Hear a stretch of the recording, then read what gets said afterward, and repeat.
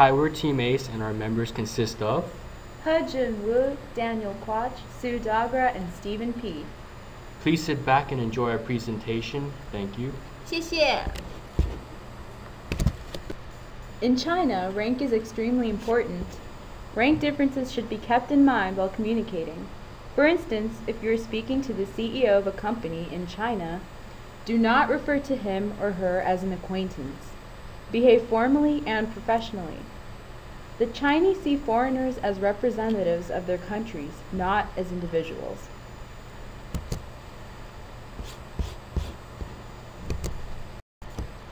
Communication is always official, especially when you're dealing with someone of higher rank.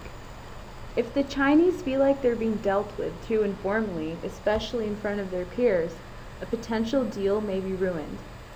According to Quintessential, the Chinese do not like to conduct business with companies they do not know. It is crucial to work through an intermediary. This could be an individual or an organization that can make a formal introduction and vouch for the reliability of your company. When it comes to conducting business meetings, the Chinese prefer to meet face-to-face. Avoid written, telephonic, or electronic communication. Social events are not the place for business discussions. There is a demarcation between business and socializing in China, so do not intertwine the two. The senior members of each negotiating team will only speak. Designate the most senior member of your group as the spokesperson for the introductory functions. It is important to be patient because business negotiations occur at a very slow pace, and the Chinese are very non-confrontational. They will never say no. They will say, "I will think about it," or "I will see." Decisions are unlikely to be made during the meetings you attend. You should not lose your temper under any circumstances. You will irrevocably damage your relationship. Do not resort to high-pressure tactics either. The Chinese are shrewd negotiators, so your starting price should always leave room for negotiation.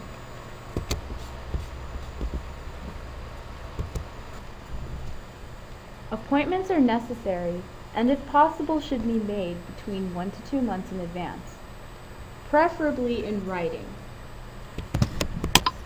You should arrive on time or slightly early when it comes to meetings. Punctuality is viewed as a virtue, and arriving late is an insult which could negatively affect your relationship. Additionally, each participant will be given the opportunity to dominate the floor for lengthy periods of time.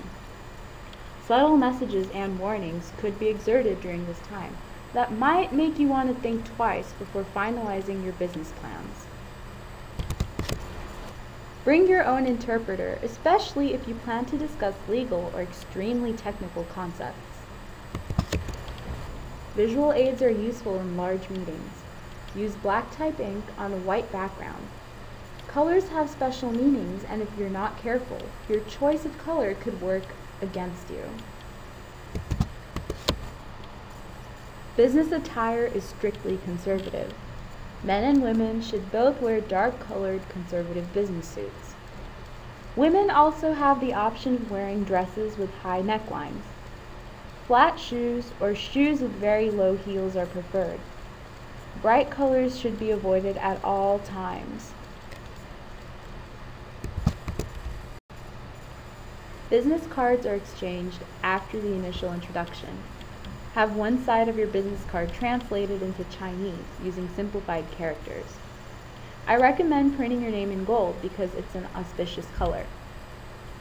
Your business card should include your title, such as CEO, CFA, or CPA, whatever applies to you. If your company is the oldest or largest in your country, be sure to include that on your card as well. Hold your business card in both hands when offering it, and make sure that the Chinese side is facing the recipient. Never write on someone else's business card unless you're permitted to do so. In China, a huge amount of importance is given to a sociological concept called face, or 面子。Carden and Scott of Questia said that Chinese business persons are extremely sensitive to protecting and enhancing face. The Chinese sensitivity to face is a result of their emphasis on enduring relationships and social networks. There are 4 types of face, which are 丢面子、给面子、留面子、讲面子。 the first one, which 丢面 is when one's actions or deeds have been exposed to others, 给面子， involves the giving of face to others through respect, 留面子， is developed by avoiding mistakes and showing wisdom in action. And lastly, 讲面子， is when face is increased through others. An example includes another individual complimenting you to an associate. It is critical that you avoid losing face or causing the loss of face at all times. Keep in mind that the Chinese greet each other with a slight bow or nod of the head, as depicted in the first example. However, handshakes are the most common form of greeting with foreigners. Greet the oldest person first, followed by the next oldest person, and be sure to address the person by their family name and/or their honorific title. Chinese people generally tend to entertain in public places, especially when entertaining foreigners. Humbly accept an invitation to a Chinese person's home, because it is an honor to be invited. Take off your shoes before entering the house. Wait to be told where to sit. The guest of honor will be given a seat facing the door.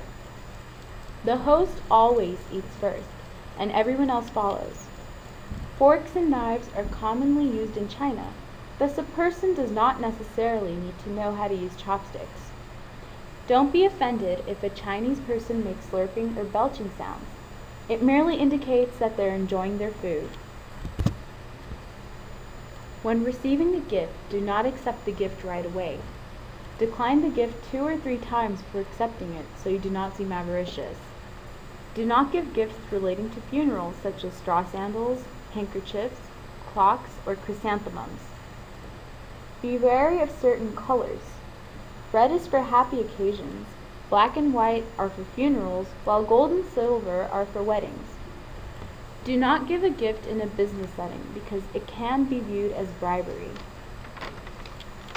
When giving a gift to a company, everyone should receive the same gift, or the gift should be presented to everyone in the company. This concludes our presentation. Whether or not you do decide to conduct business in China, we wish you success in the future. Thank you. 谢谢。